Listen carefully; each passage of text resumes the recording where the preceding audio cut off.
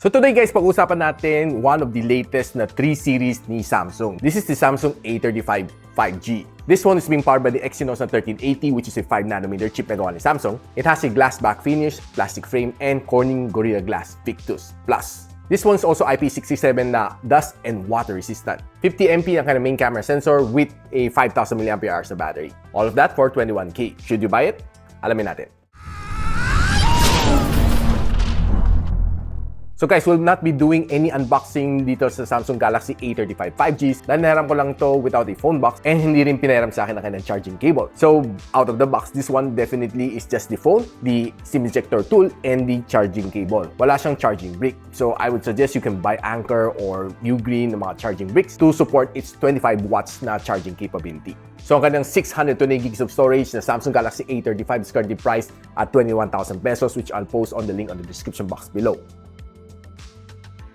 Now, first impression dito sa phone na ito is medyo may kunting kabigatan siya at around 210 grams. This phone is not the lightest na nahawakan ko at this price range. And ang phone na ito is a little bit thick at 8.2mm. It's a little bit turned off for me. But on the upside, medyo ginanda naman na dito sa side. Medyo inumbok niya ang power button and of course ang kanyang volume rocker to give you a little bit extra grip dito, which hindi ko naman masyado naramdaman. Overall, the feel is quite good and medyo hindi ko lang gusto yung kanyang shiny back. It attracts a lot of fingerprints. One thing na napansin ko is hindi ganun kaumbok ang kanyang tatlong camera module dito, which is definitely good. Hindi siya masyado mag-wobble sa iyong table. Kapag in-check mo kanyang SIM tray, you find on one side it's a SIM 1 na nano SIM 5G and on the other side it's a SIM 2 slot or a micro SD slot. Tawag dyan hybrid. And medyo hindi ko lang gusto kasi nasa taas nakatago ang kanyang SIM tray. Normally it's either on nasa ilalim or on the side. Medyo unconventional lang siya. And this phone is currently running One UI 6.1 inside Android version 14. One of the things na gusto ko naman sa kanyang UI is very easy access tong shortcut menu niya, which I always use. Now, itong phone na ito is currently being powered by the Exynos na 1380, which is a 5nm chip. And chinek natin sa Antutu benchmark, near 600,000 points naman nakuha niya. And if you break it down, this is the score that you get. Ito ang score niya dito sa CPU benchmarking sa Geekbench. Ito naman sa GPU. 803 ang kanyang loop score and 99% stability sa Wild Extreme. Okay lang naman kanyang thermals and it throttled to 77% ng kanyang best performance. Now, one of the things na gustong-gusto ko dito sa kanya is magandang-gandang display. This one has a 6.6-inch na Super AMOLED display with a 120Hz of screen refresh rate. One of the best things dito is mataas na magandang brightness at 1000 nits. So, advantage mo when you're under the direct sunlight, pwede mo mabasa pa everything on this phone. And since mataas naman kanyang screen refresh rate, if you're the type of person na mahilig sa social, Facebook, TikTok, Instagram, Twitter, okay na okay to dahil sobrang bilis mag-swipe dito sa kanya, scroll ka na ng scroll. As long as okay ang yung internet connection, I don't see any problem scrolling on this phone. Now, one of the things na gusto ko rin sa kanya dito is that it has a good protection. This one has a Corning Gorilla Glass Victus Plus, which for me, it's a good resistance against scratches, sa mga susi, mga coins sa loob ng pocket. And probably one thing na hindi ko masyado na-appreciate dito dahil medyo mataas ang kanyang price range, medyo makapal ang kanyang bezel. Though advantage naman niya is symmetrical naman siya. And since this one has a wideband level security 1 level, you can watch all of your favorite HD dito. So whether you're watching videos on YouTube, sa Netflix, okay na okay. Vibrant ang kanyang colors, I love the way it is. Punchy naman mga pinapanood ko dito. And litaw na litaw mga characters, especially when you're watching mga K-pop dance. Samsung display is probably one of the best ones out there. Now, this phone has stereo speaker. Isa dito sa ilalim and the other one coming dito sa earpiece, which hindi galing dito sa ibabaw, by the way. And gusto lang natin isagad ang kanyang sounds. Pakinggan lang natin kung gaano kalakas nga ba ang speaker nito. Well, the sound is rich kahit sinagad-sagad ko ng kanyang volume. Hindi naman siya tunog lata. And just right enough, hindi lang siya sobrang lakas. But quite decent for music tripping.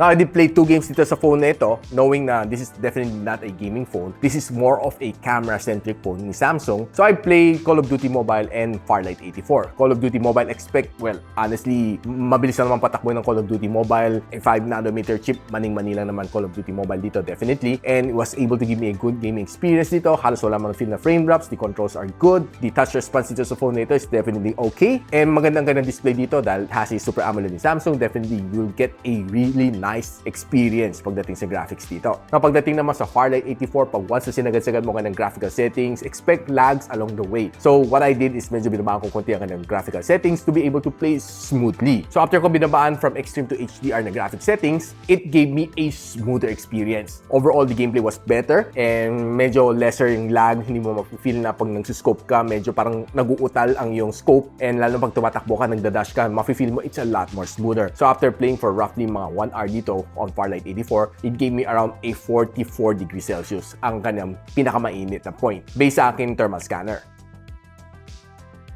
So right now, pag-usapan na natin quickly ang kanyang cameras. This one has a 50MP na main camera sensor with a OIS support and 8MP na ultra-wide lens and 5MP na macro lens. It can shoot you up to 4K in 30. Ang kanyang front-facing camera is a 13MP na front-facing camera shooter which can shoot you up to 4K in 30. Now guys, pag-usapan na natin some of the outdoor shot na nakuha ko dito from the Samsung A35. So, looking at this shot, trying to take a portrait shot dito, it looks quite good naman. Except that siguro medyo may pagka-saturated yung mga greens niya sa likod. But yung subject naman niya looks pretty decent. If you take a look naman dito sa mga greens na ito, it looks okay. Pretty solid naman ang mga colors niya and hindi naman siya ganun ka-saturated. Now, if you're playing with the ultra-wide angle lens, this is how it looks like. Ito naman normal shot and this is a 2x zoom shot. Now, papansin mo the color green ng ultra-wide shot and the normal shot looks quite far from each other. Medyo may pagka-darker ang green dito sa ultra-wide shot and the blue sky is bluer. And pagdating naman sa normal shot, it looks like mas saturated ang green and the blue sky is lighter blue. Now, if you're taking mga tall building shot, looks okay. Now, kung mahilig ka naman sa mga plant photography, this camera looks okay. But there are times na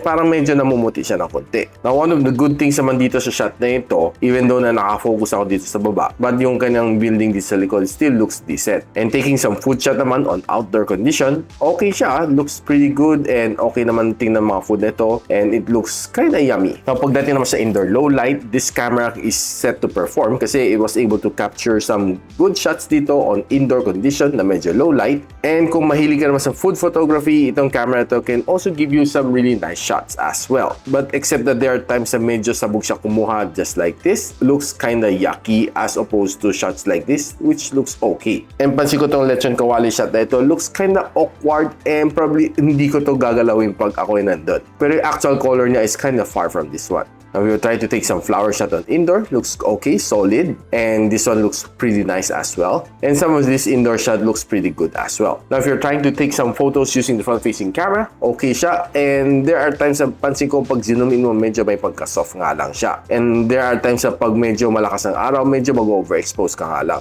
But given the right amount of lighting, the front-facing camera is set to perform. Now, on indoor low light, ang kanyang camera is good. Except na pag zoom in mo, mapapansin mo, medyo may pagka-soft na siya. Same goes to this photo as well. If you're using the front-facing camera to take some video, I would say na, well, looks kind of okay. There are times na medyo may pagka-soft siya. And there are times na pansin ko pag naglalakad, parang medyo nagsishake siya ng konti. Parang nanginginig yung kanyang camera. But the rear camera, yan, medyo maganda ang kanyang output. But medyo nag-iiba ang kanyang color. Nag-a-adjust siya from dark to lighter color while I'm walking dito. I think nag-a-adjust yung sarili kanyang AI. Pero pagdating naman sa indoor, looks okay naman ang kanyang rear camera.